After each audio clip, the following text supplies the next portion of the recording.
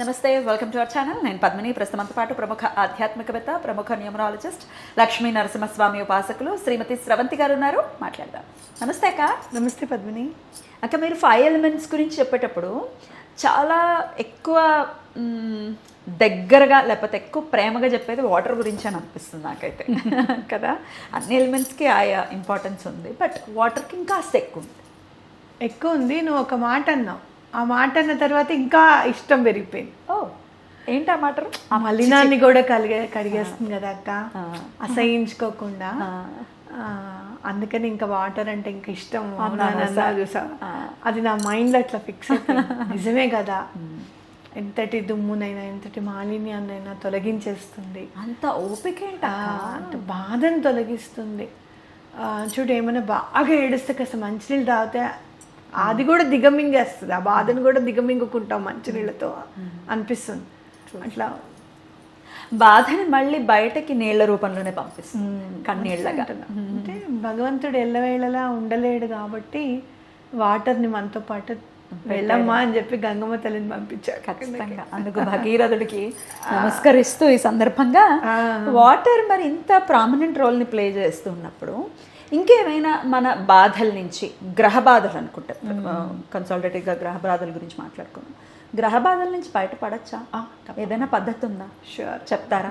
ఎందుకంటే ఒకరికి రాహు బాధ ఉంటుంది, ఒకరికి శని బాధ ఉంటుంది, ఒకరికి రవి బాధ, ఇట్లా కదా. సో ఆల్ 9 planets బాధ ఉంటుంది. బాధ లేకపోయినా కూడా డైలీ మనం కనుక పాటిస్తుంటే 9 planetsకి మంచి చేకూరుతుంది.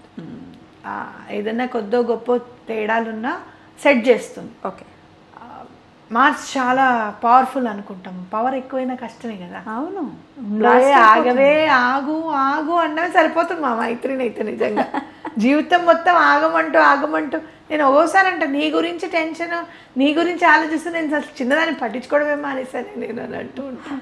అలాంటిది చాలా తగ్గింది ఇప్పుడు. అంటే నేను హీలింగ్ చేస్తూ మేనిఫెస్టేషన్స్ చేస్తూ అట్లా. సో ఆ పవర్ ఎక్కువ ఉన్నా కూడా తట్టుకోలేము.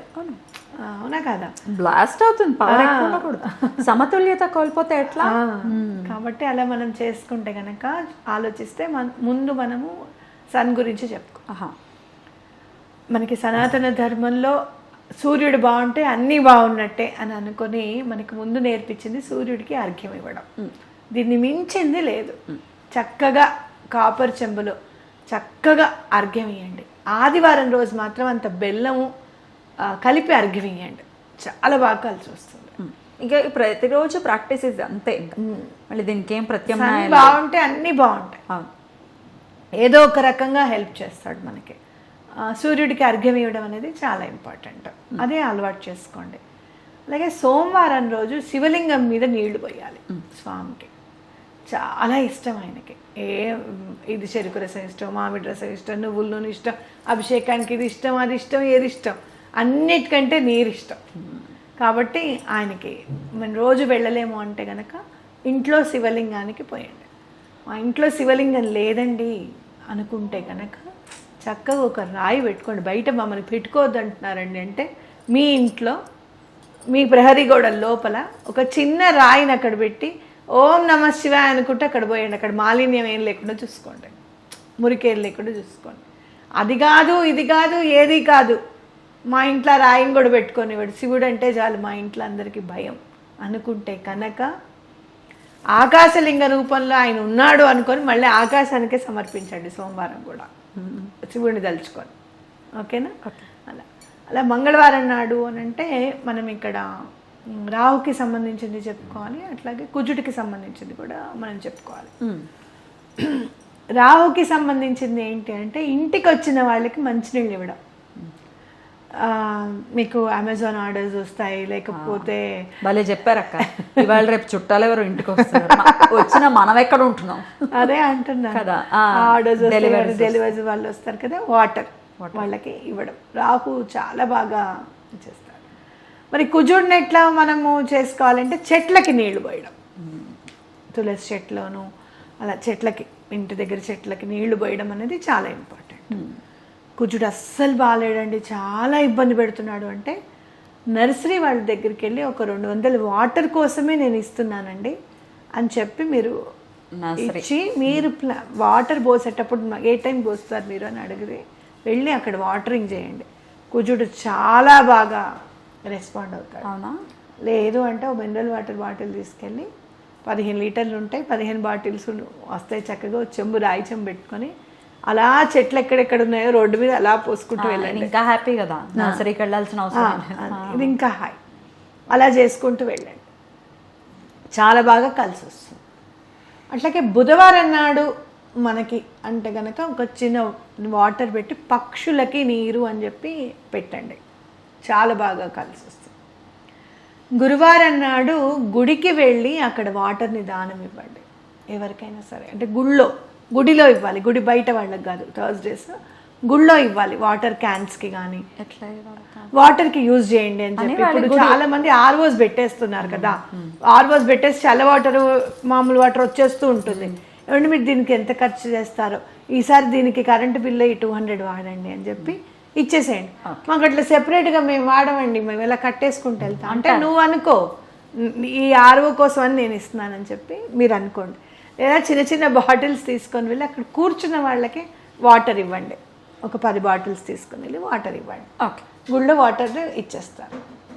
శుక్రవారం నాడు వీనస్కి ఎవరి ఇష్టం, ఇంట్లో వాళ్ళు ఇష్టం, ఫ్యామిలీని ఫ్రెండ్స్ అట్లా ఇష్టం వాళ్ళకి వాటర్ ఇవ్వండి. ఇంట్లో వాళ్ళకి స్పెషల్గా మీరే గ్లాస్లో పోసుకొని వెళ్ళి వాళ్ళు అన్నం తినేటప్పుడు నేను పెడతాను నాన్న ఇవాళ అన్నం తినేటప్పుడు మంచినీళ్ళు మీరు కూర్చోండి అని చెప్పండి, చాలా హ్యాపీగా ఫీల్ అవుతారు. చాలా మంది కంచాల దగ్గర పెట్టుకుంది మంచినీళ్ళు, మీకు ఎన్నిసార్లు చెప్పాను మంచినీళ్ళు పెట్టుకొని తినండి అని చెప్పి మనం అంటూ ఉంటాం.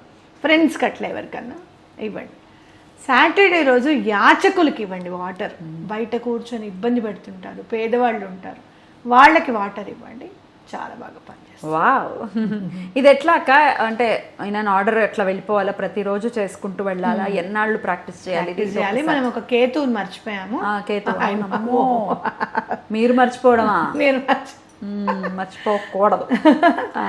కుక్కలకి డాగ్స్కి పెట్టాలి వాటర్. ఓకే, ఎక్కడన్నా కొంచెం వెళ్ళేటప్పుడు ఒక మామూలు ప్లాస్టిక్ గిన్నెల పాత దాంట్లో వాటర్ పోసి పెట్టడం, మీ ఇంటి బయట పెట్టడం అనేది చేయండి, చాలా బాగా పనిచేస్తుంది. ఓకే, ఇది ఎట్లా ఎన్నాళ్ళు ప్రాక్టీస్ చేయాలి? ఇది ఒక 2-3 months ప్రాక్టీస్ చేయండి కంటిన్యూగా. ఒక 1 month చేయండి. సూర్యుడికి అర్ఘ్యం వేయడం స్టార్ట్ చేస్తూ ఉంటేనే నెమ్మదిగా ప్రాబ్లమ్స్ సాల్వ్ అయిపోతూ ఉంటాయి. మన కోసమే చెప్పింది అదంతా. ఆయన అక్కడ మండే అగ్నిగోళంగా ఉంటాడు, అయ్యో నా కోసం ఇన్ని నీళ్ళు ఇస్తున్నాడు అని చెప్పి ఆయన ఏదో ఒక హెల్ప్ చేయకుండా అయితే ఉండడు. ఓకే, అలా చేయాలి. అద్భుతం అక్క, చాలా చక్కగా చెప్పారు. డెఫినెట్గా ఇది అలవరుచుకుని వాళ్ళ జీవితాల్లో చాలా ప్రశాంతత రావాలని మనస్ఫూర్తిగా.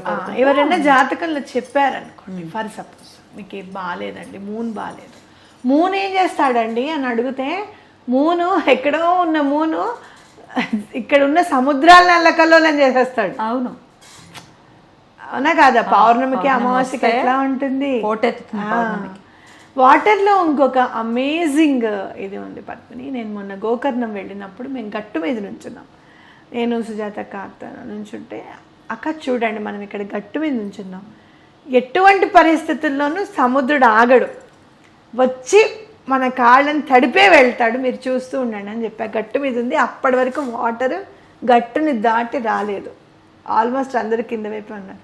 సరే గట్టు వైపు నుంచుందాం, 3 minutesలో పెద్ద అలా వచ్చి గట్టును తాకి కాళ్ళని తడిపి వెళ్ళి.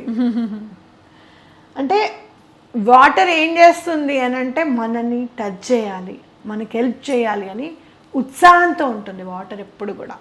సో ఆ ఉత్సాహాన్ని మనం యూజ్ చేసుకోవాలి, మనం ఆ యూజ్ చేసుకుని ఆ గ్రాటిట్యూడ్ అనేది చూపించాలి. వాటర్ టాపికే కాబట్టి ఒక క్వశ్చన్ అడుగుతాను. జాతకంలో జలగండ ఉంది అని చెప్పారండి, దీని నుంచి ఎట్లా బయటపడాలో తెలియట్లేదు, భయం వేస్తోంది అని అంటుంటారు. ఎట్లా మరి ఆ భయం నుంచి బయటపడాలంటే వాటర్ని ఎట్లా ప్రే చేయాలి? శ్రీపాదరాజం శరణం ప్రపద్యే, దీంట్లో శ్రీవల్లభుల చరితామృతంలో లాస్ట్ అధ్యాయము, ఒకవేళ గనక జలగండం ఉంటే ఈ అధ్యాయం చదవండి అని ఉంటుంది, అది చదవండి, చాలా బాగా అది పారాయణ చేసుకోవచ్చు. లేదంటే శ్రీపాదరాజం శరణం ప్రపద్యే, శ్రీదత్తరాజం శరణం ప్రపద్యే అనుకుంటూ ఉండండి. వాటర్ అట్లా ఉంటే కనుక జనరల్గా వాటర్ బాడీస్లోకి ఎంటర్ అవుతున్నాము అని అనుకున్నప్పుడు ఆంజనేయ స్వామిని కూడా తలుచుకోండి, గురువుని తలుచుకోండి, ఈ మమ్మల్ని ఈ భయంలో నుంచి ఈ గండం నుంచి మమ్మల్ని బయటపడేలాగా చూడమని చెప్పి దండం పెట్టి, అంటే సముద్రం దగ్గరికి వెళ్ళినా నదీ తీరాల దగ్గరికి వెళ్ళినా ఇలా దండం పెట్టుకోవచ్చు. బ్యూటిఫుల్ అక్క, చాలా బ్యూటిఫుల్గా ఎక్స్ప్లెయిన్ చేశారు. కృతజ్ఞతలు. నమస్తే. నమస్తే.